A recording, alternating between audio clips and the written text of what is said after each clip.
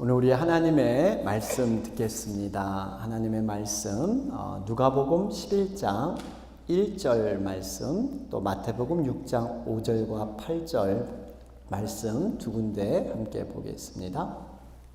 먼저 누가복음 11장 1절 말씀 제가 받들어 읽겠습니다. 예수께서 한 곳에서 기도하시고 마치심에 제자 중 하나가 여짜오되 주여, 요한이 자기 제자들에게 기도를 가르친 것과 같이 우리에게도 가르쳐 주옵소서. 아멘. 또 한 군데 마태복음 6장 5절에서 8절 말씀 보도록 합니다. 또 너희는 기도할 때 외식하는 자와 같이 하지 말라. 그들은 사람에게 보이려고 회당과 큰 거리 어귀에 서서 기도하기를 좋아하느니라. 내가 진실로 너희에게 이르노니 그들은 자기 상을 이미 받았느니라. 너는 기도할 때 내 골방에 들어가 문을 닫고 은밀한 중에 계신 내 아버지께 기도하라. 은밀한 중에 보시는 내 아버지께서 갚으시리라. 또 기도할 때 이방인과 같이 중언부언하지 말라. 그들은 말이 많이 하여야 들으실 줄 생각하느니라. 그러므로 그들을 본받지 말라. 구하기 전에 너희에게 있어야 할 것을 하나님 너희 아버지께서 아시느니라. 아멘. 할렐루야. 네. 오늘 우리 7월 마지막 주일로 우리 하나님 앞에 예배를 드리고 있습니다. 요즘 감사한 것은 우리가 믿음적인 일로 조금 바빠졌다는 것입니다. 지난달이었죠. 6월 6일부터 저희들 230일 구약 성경 통독을 묵상을 시작을 했는데, 이번 주 월요일부터 우리가 30일간 작정해서 저녁 시간에 또 자녀와 손주를 위한 중보 기도를 진행하고 있습니다. 어떻게 보면 우리가 말씀과 기도를 병행하는 그러한 시간에 있는 것이죠. 많은 분들이 이렇게 함께 참여하면서 이렇게 단체 카톡방에서 서로 은혜를 나누고 격려하고 있습니다. 저는 개인적으로 이 기도를 드리면서 성령님께서 이런 간절한 뜨거운 마음을 주셨습니다. 기도하는 가운데 우리 각자 지역에 흩어져서 동일한 시간에 정성을 다해 기도하는 우리 동역자님들의 모습이 그려졌습니다. 그러면서 우리가 이 시간은 오로지 한 생각 한 마음으로 간절히 기도하는 것이 마치 한 곡을 아름답게 표현하기 위해서 연주하는 이 오케스트라, 이런 합주회가 이루어지는 이런 모양들을 상상해 봤습니다. 어떻게 보면 우리의 기도가 각자의 음색과 하모니를 통해서 하나님께 합해서 올려지는 것, 성령님께서 지휘자가 되셔서 친히 우리를 통해서 올려지는 그 기도를 아름다운 찬양으로 여러분 받을 줄로 믿습니다. 이것이 바로 오늘 우리가 드리는 합심기도의 원리가 되지 않나 생각을 하게 되었습니다. 그러면서 여러분 기도를 제가 하면 할수록 한 가지, 하나님께서 거룩한 그런 부담감을 저에게 주셨어요. 기도에 대한 것입니다. 우리가 이렇게 함께 기도하는 것 정말 너무나 감사하고 좋은 일입니다. 합심해서 기도한다는 것 얼마나 감사합니까? 그런데 이렇게 열정 있게 기도하는 가운데 과연 우리의 기도가 하나님 앞에 합당한 기도로 우리가 드려지는가? 하나님께서 원하시는 그러한 능력 있는 기도를 우리는 하고 있는가? 여기에 대한 고민이 제게 있었습니다. 그러면서 어떻게 보면 우리가 기도의 기본, 이 기본을 다시 한번 우리가 생각해 볼까? 그러면서 저에게 떠오르는 것이 주님이 가르쳐준 기도, 주기도문. 이 기도가 우리 기도가 가장 중요한 닮아야 될 모델이고 핵심이다 하는 그런 생각을 하게 됐습니다. 그래서 저는 이제 앞으로 몇 주간에 걸쳐서 여러분 이 주기도문에 대해서 함께 아주 상세하게 이런 살펴볼 예정에 있습니다. 여러분 사람들에게는 불편한 진실이 있습니다. 때로는 굉장히 가까이 하고 무엇을 친하게 지내고 또 암송하기도 하고 외우기도 하는 이러한 친숙함이 있는데 막상 제대로 알지 못해서 활용하지 못하는 이런 경우들이 종종 있습니다. 등잔 밑이 어두운 것처럼요. 그런 경우가 있죠. 여러분, 그것들 중에 하나가 바로 이 주기도문이 아닌가 생각을 합니다. 우리가 보통 교회 생활을 조금 했다고 하면 주기도문 정도야 줄줄 외는 그러한 경우가 많이 있죠. 우리가 세례 받을 때도 여러분 암송해서 점검해 보는 것이 바로 주기도문입니다. 그런데 여러분, 기도는 사실 입술로만 드리는 것이 아니에요. 기도는 가슴으로 드려야 합니다. 이 가슴으로 고백되는 기도가 진정한 기도예요. 그러려면 우선 우리가 기도의 내용의 의미를 자세히 살펴봐야 돼요. 우리가 머리에서 깨달음을 통해서 가슴으로 그것을 가져올 수 있기 때문에 우선 깨우치는, 이해하는 것이 무척 중요합니다. 그런 의미에서 바로 이 주기도문을 살펴보는 것 굉장히 의미가 있죠. 이런 말이 있습니다. 여러분 한번 잘 들어보세요. 나의 품속에 가지고 있는 나의 가장 깊은 소원이 내가 누구인가를 정의합니다. 다시 말해, 내가 지금 무엇을 추구하고 있는가, 무엇에 가장 관심을 갖고 있는가, 그러한 것이 그 사람의 정체성을 나타냅니다. 아울러 내가 지금 무슨 기도에 가장 힘을 쓰고 있으며 내가 지금 나의 물질과 시간과 자신의 몸을 어디에 관심 있게 사용하는가, 이것이 곧 그 사람의 정체성을 말해 줍니다. 굉장히 의미 있는 얘기예요. 여러분, 지금 우리가 어떤 기도에 가장 힘을 쓰고 있는가, 우리의 물질과 시간과 우리의 육신이 어떤 곳에 우선순위로 사용되고 있는가, 여기에 따라서 우리의 존재, 정체성이 판명된다는 것입니다. 오늘 주기도문에서 주님께서 우리에게 이렇게 기도하라 가르쳐주는 기도의 내용들이죠. 이 기도를 드릴 때마다 단순히 주님이 가르쳐준 기도의 모범, 이렇게 기도하라, 이 기도의 모델을 따르는 이 개념을 초월해서 지금 말씀드렸듯이 우리가 주님 안에서 우리는 과연 누구인가, 우리의 정체성을 보게 된다는 것입니다. 아울러서 여러분, 주님께서 우리에게 가르쳐준 이 기도문은요, 하나님의 계시입니다. 하나님의 소망, 하나님의 원하심이 이 기도문에 담겨 있어요. 우리는 이 주기도문을 통해서 하나님의 소원이 무엇인가를 발견할 수가 있습니다. 그래서 우리는 주님께서 이렇게 기도하라고 가르친 이 기도문을 가지고 우리 주님과 함께 동참하는, 그분의 사역과 함께하는 동역자가 될 수 있다는 것입니다. 여러분 한번 생각해 보세요. 우리가 감히 죄 때문에 심판받을 우리의 존재가 어떻게 하나님과 함께 동역하는 이런 동역자로 거듭날 수 있는, 이건 상상할 수 없는 놀라운 일입니다.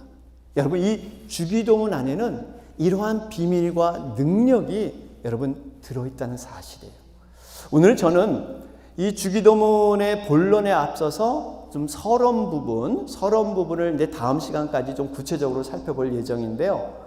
주기도문이 나오게 된 동기, 배경, 이러한 것들을 살펴보길 원합니다. 오늘 본문 누가복음 11장 1절 말씀을 보시면 배경이 나오는데요. 이렇게 기록되어 있습니다. 예수께서 한 곳에서 기도하시고 마치심에 제자 중 하나가 여짜오되 주여, 요한이 자기 제자들에게 기도를 가르친 것과 같이 우리에게도 가르쳐 주옵소서. 예수님이 기도를 마치고 오니까요, 제자들이 예수님께 묻습니다. 지금 세례 요한을 보니까 제자들에게 어떤 기도문을 가르쳐 주던데 우리도 그런 것이 있습니까? 우리도 그런 것이 있으면 기도를 가르쳐 주시옵소서, 이렇게 간청하고 있는 거예요. 여러분, 우리가 딱 이 한 구절 말씀만 본다면 사실상 이해되지 않는 부분이 있습니다. 왜냐하면 여러분, 제자들은 유대인들이에요. 유대인 하면 기도에 대해서 너무나 잘 알고 기도를 잘 실천하는 사람들입니다. 유대인들은 기도는 하루에 적어도 3번, 일상생활이 그들의 삶의 축이 바로 기도였습니다. 하루에 3끼 밥 먹듯이 기도하지 않으면 생활이 안 됐던 사람들이에요. 우리가 알고 있는 이 시편, 이 어려운 시편을 그들은 줄줄줄 외워가면서 그렇게 열심히 기도 생활하는 사람들입니다. 그런데 이렇게 기도에 대해서 잘 알고 열심히 기도하는 그들이 왜 주님께 기도를 가르쳐 달라고 했을까요? 왜 그랬을까요? 반대로 예수님께서는 지금 제자들이 열심히 기도하고 있는데 무엇 때문에 기도에 대해서 가르쳐 줘야 되는 이러한 일을 행했을까요? 어쩌면 이 제자들의 모습이요, 우리들의 모습일 수가 있습니다. 우리들이 기도에 대해서 잘 알고 뭔가 기도에 열심은 있는데 정작 기도를 새롭게 배워야 되는 바로 이 제자들이 우리들일 수 있다는 거예요.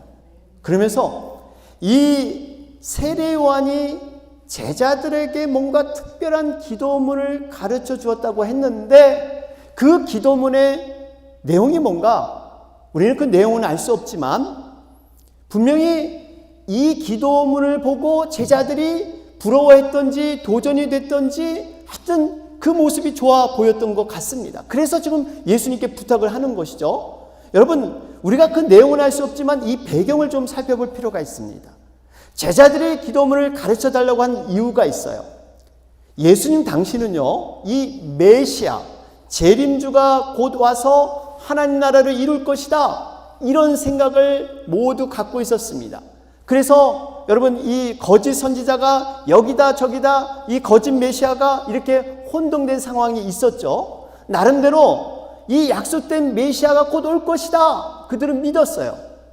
그러면서 한 가지 생각한 것은, 야, 메시아가 오기 전에 우리가 이 하나님 나라가 온전히 이루기 전에 먼저 우리가 뭐 해야 되지 않을까? 뭔가 회개하고 뭔가 새롭게 헌신하고 뭔가 순종해야 한다는 이런 생각들을 가졌습니다. 그래서 회개운동이 일어나고 영적 부운동이 일어나서 여러 단체와 이런 여러 집단들이 생겨나기 시작했어요. 바로 우리가 잘 아는 여러분 바리새파, 사두개파, 에세네파, 쿰란 공동체, 뭐 이런 비슷한 믿음의 사람들이 모여서 공동생활을 하면서 메시아를 준비했던 시기였습니다. 그 중에 하나가 바로 세례 요한이었어요. 여러분, 세례 요한 아시죠? 세례 요한은 근신과 절제 생활을 강조했죠. 약대 털옷을 입고 가죽띠를 두르고 메뚜기와 석정을 먹으면서 근신하는 생활, 그리고 회개를 그는 전파했습니다. 이렇게 세례 요한처럼 나름대로 그들이 메시아 오실 것을 대비해서 어떤 영적인 부운동을 준비를 했습니다. 그런데 이들은 각기 다른 모습으로 다른 주장으로 오실 예수 그리스도 메시아를 맞이해야 된다고 생각을 했습니다. 그리는 이 목표가 각자 다르니까 어떤 슬로건처럼 우리는 이런 기도문을 가지고 이렇게 재림을 준비해, 메시아를 준비해, 이런 고백을 했던 거예요. 그들은 자신의 어떤 신학적인 견해, 자신의 이상, 이걸 심어가지고 기도문을 줄줄줄 외우면서 그들은 생활을 했던 것입니다. 세례 요한도 그 중에 하나였어요. 자신의 신학과 종말적인 소망을 가지고 제자들에게 그걸 가르쳐 준 것이죠. 그것을 본 예수님의 제자들이, 우리도 이렇게 요한의 제자처럼 뭔가 우리에게 기도를 가르쳐 주십시오, 지금 그런 요구를 하고 있는 것입니다. 여러분, 이 의미를 좀 알아야 합니다. 다시 말하면 기도의 방법이나 기도의 정의를 물은 게 아니에요. 어떤 구체적인 내용보다는 사실 이런 뜻이에요. 좀 더 쉽게 설명하면, 우리도 이제 다른 모임처럼 뭔가 이렇게 영적 부운동을 하고 있는데 우리의 슬로건은 무엇입니까?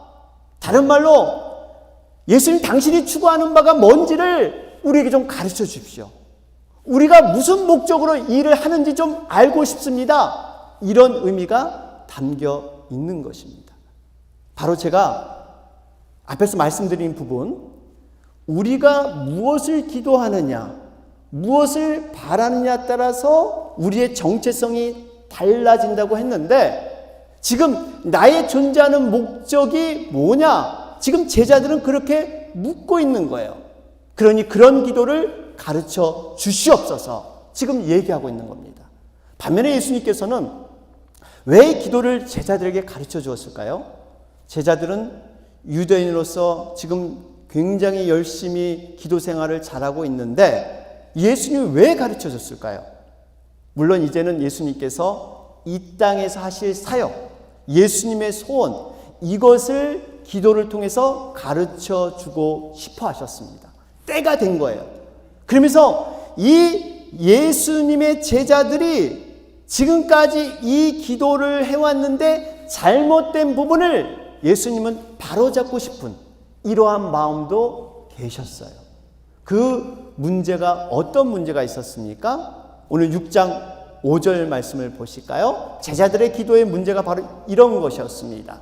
보면 6장 5절에 보면 또 너희는 기도할 때 외식하는 자와 같이 하지 말라. 그들은 사람에게 보이려고 회당과 큰 거리 어귀에 서서 기도하기를 좋아하느니라. 내가 진실로 너에게 이르노니 그들은 자기 상을 이미 받았느니라. 그들의 문제가 뭐였습니까? 외식이었어요. 외식. 바로 외식이었습니다. 여러분 이 외식 아시죠? 집이 아닌 바깥에서 먹는 음식이 아니라 여러분 외식은 헬라어로 대답하다, 해설하다 이런 뜻이에요. 히포크리시스 이런 뜻인데 이 의미를 좀 더 쉽게 설명하면 아무런 진정한 마음 없이 그저 해설하고 대답하는 것. 마치 연극 무대에서 여러분 연극 배우들이 그 무대 위에서는 전혀 다른 삶을 보여줍니다. 퍼포먼스죠. 그런 공연을 하는데 실제로 그들이 무대 아래로 내려와서 실제로 사는 삶은 전혀 다른 모습이에요. 그들의 민낯이 그대로 드러나는 것이죠. 그러니까 지금 제자들은 나름대로 열심히 기도하고 있다고 생각했는데 외식적인 기도가 많았다는 거예요. 진실되지 못하고 사람 앞에 사람에게 보이기 위해서 하는 기도가 많았다는 겁니다. 여러분 유대인들이 대부분 기도하는 장소가 어디였어요? 큰 회당이나 길거리 모퉁이, 언제나 사람이 많이 모이는 북적거리는 곳, 그곳에서 기도하기를 즐겨했습니다. 그러면 사람들이 말합니다. 저 사람 참 기도 열심히 하네. 어떻게 저렇게 옷구슬에 정말 구슬 굴러가듯이 청산유수와 같이 정말 기도의 내용을 들어보면 기도 너무 많이 하는 것 같아. 은혜스럽네. 이런 소리를 들으면서 그들은 만족해 했다는 것입니다. 그들은 이 기도를 하나님께 드리기보다는 사람 앞에 사람의 평가를 보고 사람들을 의식했던 기도, 이거 너희들 잘못된 거야. 이거 지금 예수님이 말씀하고 있어요. 여러분 이런 경우 많죠? 한 예로 이 자전거를 타고 착 비탈길을 어느 정도 속도를 타고 착 내려오고 있는데 갑자기 예상치 않은 돌부리에 딱 걸려서 자전거가 넘어집니다. 그러면 간혹 이렇게 행동하는 분들 계세요. 사실 넘어졌을 때 내가 어디가 다쳤는가, 어디가 깨졌는가, 피가 나는가, 타박상인가, 뭐 근육통인가, 자기 이 지금 다친 상처를 먼저 살펴봐야 하는데 어떤 분은 어때요? 주위를 먼저 살피잖아요. 이렇게 주위. 보는 사람 누가 없는가. 없으면 그 자리에 오래 앉아가지고 상처를 아주 상세하게 살피면서 뭐 다리도 펴보고 뭐 두들겨 보기도 하는데 많은 사람이 나를 보고 있다 하면 어때요? 벌떡 일어나죠. 그래가지고 그냥 자전거를 들고 막 집으로 가버리는. 그 집에 가서 이제 하도 아프다 여기 아프다 인데 그러죠. 여러분 이렇게 사람을 의식하는 경우, 여러분 우리 기도 생활은 어떻습니까? 기도는 하나님과 나와의 1대1의 관계입니다. 한 예로 많은 분들이 이 공중기도, 이 대표기도를 드릴 때 어렵다고 생각하는 그 요인 중에 하나가 뭐냐면 사람을 의식하기 때문이에요. 여러분 기도는 하나님께 드리는 거예요. 하나님만 바라보며 하나님과 나와의 대화, 여러분 이것이 기도인 줄로 믿습니다. 이렇게 외식적인 남을 의식해서 진정성 없는 그러한 기도는 뭐라 그래요? 이미 상을 받았다 그래요. 상을 받았다. 여러분 여기 상이라는 것은 어떤 품삯, 임금, 보상 뭐 이런 뜻이 헬라어에 있습니다. 예수님이 기도하는 것 고작 그 정도의 보상이냐? 예수님이 안타까워 생각하시는 거예요. 100만 불의 보상인데 그저 10,000불 받고 그것이 다인 것처럼 생각하는 이 모습이 너무 안타까운 거예요. 사람들의 칭찬을 받고 사람들의 보상을 받는 이 기도가 아니라 하늘문이 열리고 하나님과 소통하고 하늘의 복을 누리는 놀라운 축복이 거기에 들어있는데 그 놀라운 능력을 사용하지 못하는 것이 안타까운 거예요. 여러분, 이 땅에 사람들의 칭찬과 사람들의 보상을 받으면요, 하늘의 상급과 보상은 그만큼 없어진다고 생각하면 맞습니다. 제가 자주 드리는 그러한 말씀이죠. 이 땅에서 받는 상과 하늘나라의 상은 시소 게임과 같습니다. 시소는 한쪽이 무거워지면 다른 쪽은 가벼워서 올라가게 돼 있어요. 반대로 다른 쪽이 무거워지면 반대쪽은 다시 가볍게 되는 것. 이 땅에서 많은 상을 누렸다면 하늘의 상급이 점점 가벼워진다는 겁니다. 여러분, 우리는 정말 하나님 나라의 상급, 보이지 않지만 하나님 나라의 영원한 보상, 여러분 이것을 바라보며 나가야 될 줄로 믿습니다. 결론을 맺겠습니다. 여러분, 우리가 지금 진행하는 이 30일 자녀와 손주를 위한 기도에 너무나 의미 있고 중요합니다. 사실은 자녀들을 위한 기도이기보다는 먼저 우리들을 위한 기도입니다. 여러분, 기도는 전능하신 하나님의 자녀들이 누릴 수 있는 최고의 특권이에요. 모든 인생의 문제를 해결하는 열쇠가 바로 이 기도에 들어 있습니다. 하늘이 열리고 하나님의 은혜와 축복을 경험할 수 있는 것, 이것이 바로 기도에 있는 줄로 믿습니다. 그래서 여러분, 이 기도를 우리가 잘 알고 있듯이 하나님과의 만남이고 영혼의 호흡이고 하나님과의 대화입니다. 여러분, 대화는, 만남은 상대방의 뜻과 의도를 이해하는 데서 시작이 돼야 합니다. 그런데 기도는 하나님과의 만남과 대화인데, 그런데 문제는 한쪽은 다른 쪽을 너무나 잘 이해하고 너무나 잘 공감하고 너무나 잘 알고 있는데 반대쪽은 상대방의 뜻과 의도를 전혀 이해하지 못한다는 거예요. 그 뜻을 아예 알려고자 하지 않는, 의사소통이 안 되는, 여러분 어쩌면 우리의 기도가 이런 문제에 걸릴 수가 있습니다. 하나님은 우리에 대해서 너무나 잘 아는데 우리는 하나님에 대해서 너무나 모른다는 이 사실이에요. 그럼 어떤 분은 이렇게 얘기하실지 모르겠어요. 목사님, 하나님께서 분명히 성경 말씀에 우리의 필요를 간구하기 전에 이미 다 아신다고 했어요. 다 아는데 우리가 굳이 이렇게 열심히 기도할 필요가 있을까요? 다 아시는 대로 채워주시고 아시는 대로 인도해 주시는데, 여러분, 우리가 하나님의 본심을 깊이 알아야 합니다. 하나님께서 물론 우리가 말하지 않아도, 설명하지 않아도 우리 필요를 하나님은 아시는 분 맞습니다. 하나님은 전지하신 분이에요. 모르는 게 없으신 분이에요. 그런데 우리의 필요뿐만 아니라 어느 정도 아니면 머리털까지 세시는, 여러분 하루에 머리털 몇 개 빠진지 모르잖아요. 하나님은 다 세신 받으시 아세요. 오늘 8절에도 말씀하시죠. 그러므로 그들을 본받지 말라. 구하기 전에 너희에게 있어야 할 것을 하나님 너희 아버지께서 아시느니라. 모든 걸 아신다 그래요. 구하지 않아도 이미 전에 다 아신다 그래요. 그런데 성경에 보면 또 전혀 다른 말씀이 나옵니다. 너희가 구하고 찾고 두드리라. 기도를 강조하고 있잖아요. 너희가 부르짖으면 크고 은밀한 일을 보이리라. 간구해라, 기도해라. 물론 제가 여기서 이렇게 성경 말씀을 일일이 다 인용하면서 성경에 나오는 수많은 그러한 기도의 예를 안 들어도 여러분 성경에 나오는 인물들을 한번 생각해 보세요. 그 인물들이 다 기도하는 사람이었어요. 특별히 예수님과 한 몸이었던, 하나님과 한 몸이었던 예수님조차도 여러분 기도에 힘쓰셨습니다. 하나님의 아들 예수님이 왜 땀이 핏방울이 되기까지 간절히 기도하셨을까요? 분명히 하나님은 우리들의 기도를 원하고 계시다는 사실입니다. 기도를 통해 뭔가 문제 해결을 주길 원하시고 기도를 통해 우리와의 만남, 그 대화를 갖고 싶은 것이 하나님의 마음이세요. 여러분, 보통 사랑하는 사람들의 모이면 공통점이 있습니다. 그 공통점이 뭡니까?